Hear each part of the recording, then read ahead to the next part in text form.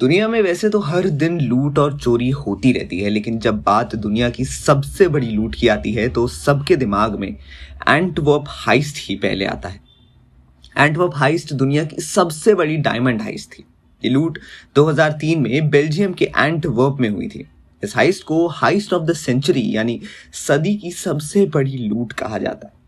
लेकिन जिस दुकान में ये चोरी हुई वहां पे डायमंड बहुत सेफली रखे गए थे। जिस लॉकर में डायमंड्स थे वो मेन फ्लोर से 2 फ्लोर और नीचे था। इसे भारी सुरक्षा में रखा गया था, यहाँ तक कि डायमंड लॉकर को एक अलग लॉकर में रखा गया था जिसमें करीब 10 करोड़ से ज्यादा नंबर कॉम्बिनेशन दिए गए थे। इसके अलावा हीट डिटेक्टर, भूकंप सेंसर यानी सीज्मिक सेंसर, डॉपलर रेडार और मैग्नेटिक फील्ड भी इंसर्ट किए गए थे। यहाँ तक कि जिस बिल्डिंग में ये डायमंड्स थे उसके लिए स्पेशल सिक्योरिटी फोर्स को तैनात किया गया था। असल में ये बिल्डिंग एंटवर्प की डायमंड डिस्ट्रिक्ट में बेस्ड थी, जहां की सुरक्षा काफी टाइट है।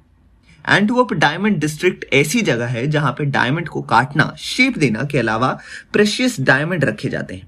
इसी वजह से इस एरिया की सुरक्षा काफी कड़ी है। लेकिन इतनी सिक्योरिटी में भी 2003 में इस एरिया में चोरी को अंजाम दिया गया।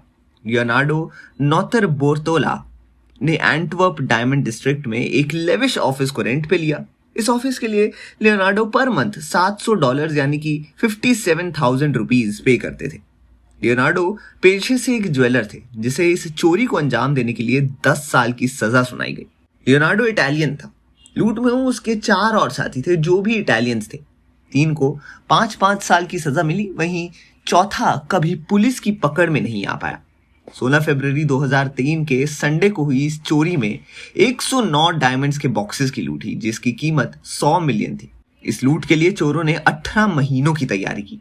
इन 18 महीनों में चोरों ने सिक्योरिटी सिस्टम को बारीकी से समझा।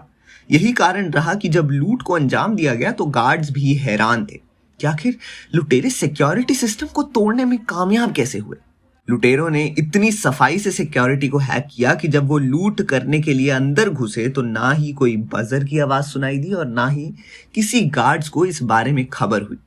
लुटेरों ने लॉकर और बिल्डिंग की सीक्रेट पिक्चर्स लेने के लिए कैमरा पेन का इस्तेमाल कर बिल्डिंग का सर्वे किया।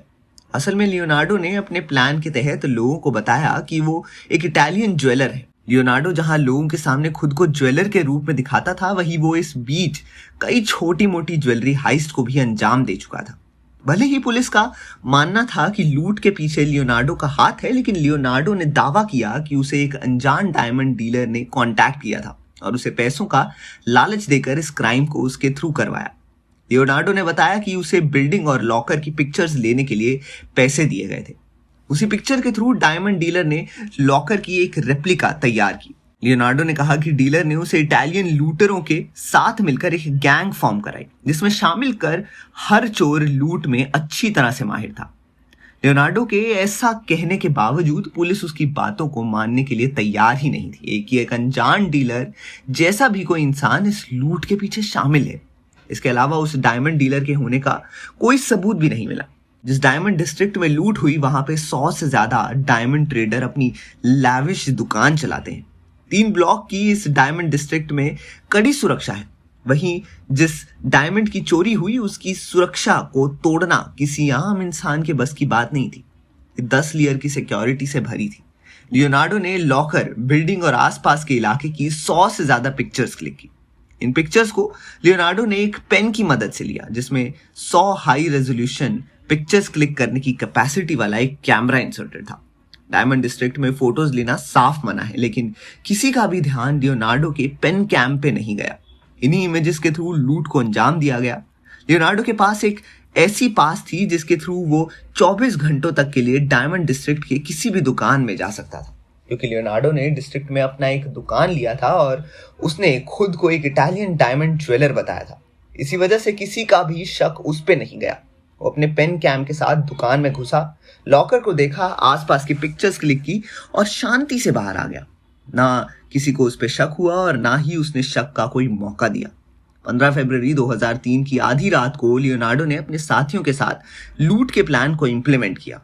लुटेरों ने सावधानी से बिल्डिंग के हीट सेंसिंग इंफ्रारेड डिटेक्टर को डिसेबल कर दिया। फिर उन लोगों ने सिक्योरिटी कैमरा को प्लास्टिक बैग की मदद से कवर किया। इसके बाद लुटेरे बड़े आराम से 10 लेयर्स की सिक्योरिटी को पार कर लॉकर तक पहुंच गए। इस लूट से पहले तक लोगों को लगा था कि 10 लेयर्स की सिक्योरिटी को कोई नहीं तोड़ सकता। लुटेरों ने cameras, key lock, magnetic sensors, keypad disarming sensors के अलावा और भी कई तरह के लॉक्स को पार कर लिया और 1 फुट लंबी की को ढूंढ निकाला, जो स्टील के गेट के बगल में रखी एक बॉक्स में थी।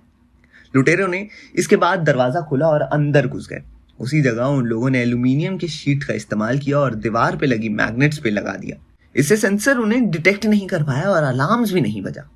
लॉकर के अंदर घुस आने के बाद लुटेरों ने देखा वहां पे करीब 109 बॉक्सेस रखे हैं जिनमें डायमंड्स थे। लुटेरों ने एक स्पेशल ड्रिल की मदद दी और सारे लॉकर्स को खोल दिया। लॉकर्स जैसे ही खुले वैसे ही लुटेरों ने जल्दी जल्दी गोल्ड और डायमंड्स को अपने बैग में भरना शुरू कर दिया।